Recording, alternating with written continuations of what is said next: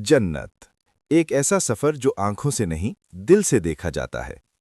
ذرا ایک لمحے کے لیے آنکھیں بند کیجیے، اپنے دل و دماغ کو دنیا کے شور سے آزاد کیجیے اور تصور کیجیے کہ آپ ایک ایسے دروازے کے سامنے کھڑے ہیں جس کے آگے کوئی خوف نہیں، کوئی غم نہیں، کوئی محرومی نہیں۔ یہ جنت کا دروازہ ہے اور یہ آپ کا پہلا لمحہ ہے۔ یہ وہ جگہ ہے جہاں وقت رک جاتا ہے، تھکن ختم ہو جاتی ہے اور زندگی ہمیشہ کے لیے مسکراہٹ بن جاتی ہے۔ لیکن جنت محض باغات، نہریں اور محلات ہی نہیں، بلکہ یہ اللہ تعالیٰ کی رضا اور اس کے قرب کا نام ہے۔ دنیا کا اختتام، اصل زندگی کی شروعات۔ ایک دن دنیا ختم ہو جائے گی، جسم مٹی میں مل جائے گا، مگر روح ایک ایسی دنیا میں داخل ہوگی جہاں نہ موت ہوگی اور نہ فنا۔ حساب و کتاب کے بعد جب خوش نصیب لوگوں کو ان کے اعمال نامے دائیں ہاتھ میں دیے جائیں گے تو ان کے لیے جنت کے دروازے کھول دیے جائیں گے۔ سوچئے، آپ جنت کے دروازے پر کھڑے ہیں۔ داخلے سے پہلے ایک خاص نہر میں غسل دیا جاتا ہے جو دنیا کی ہر کمزوری، ہر دکھ، ہر تھکن کو ختم کر دیتی ہے۔ آپ مکمل طور پر پاک، تر و تازہ اور مطمئن ہو جاتے ہیں۔ جنتی انسان کی صورت اور عمر۔ احادیث کے مطابق جنتی افراد تقریباً 33 برس کی عمر میں ہوں گے۔ حضرت آدم علیہ السلام کی مانند خوبصورت، روشن چہروں والے، بغیر کسی جسمانی نقص کے۔ نہ بڑھاپا، نہ بیماری، نہ کمزوری، صرف جوانی، صحت اور سکون۔ جنت کے دروازے اور ان کا استقبال۔ جنت کے 8 دروازے ہیں اور ہر دروازہ ایک خاص عمل سے جڑا ہوا ہے۔ نماز، روزہ، صدقہ، صبر، ضبط نفس، ذکر الہی اور ایمان۔ جب دروازہ کھلتا ہے تو ایک ایسی خوشبو آتی ہے جو دل تک اتر جاتی ہے۔ فرشتے سلام کہتے ہیں، خوش آمدید کہتے ہیں، اور یوں محسوس ہوتا ہے جیسے آپ ہمیشہ سے یہیں کے رہنے والے تھے۔ ایسی زندگی جس میں کوئی کمی نہیں۔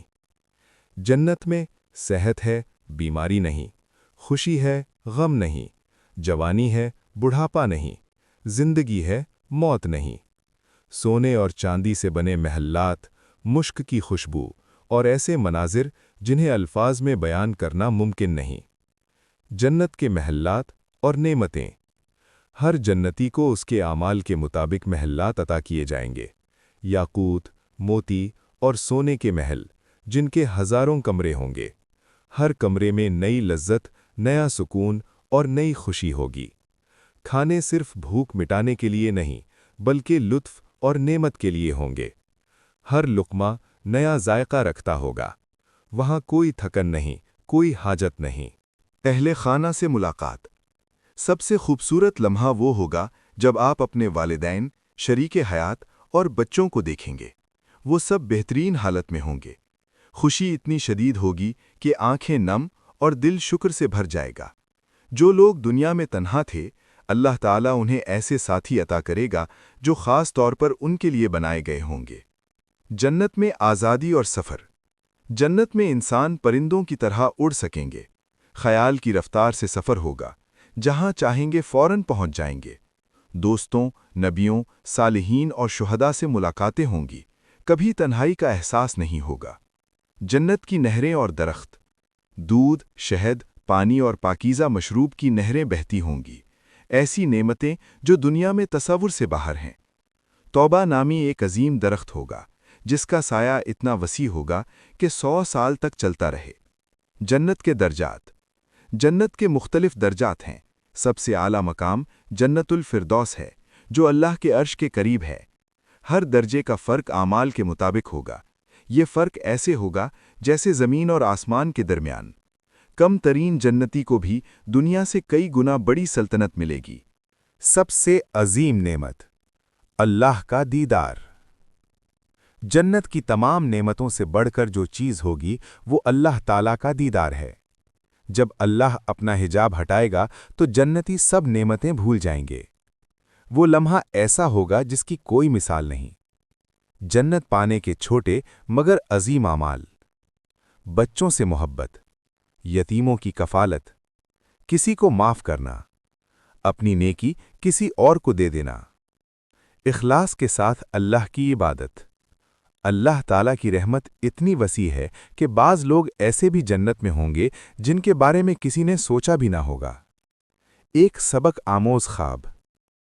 ایک شخص دنیا میں غفلت کا شکار تھا، نماز میں سستی، اعمال میں کمزوری، مگر دل میں جنت کی خواہش۔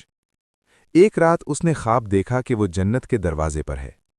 اس نے جنت کی خوشبو، نہریں، باغات اور اپنی والدہ کو دیکھا۔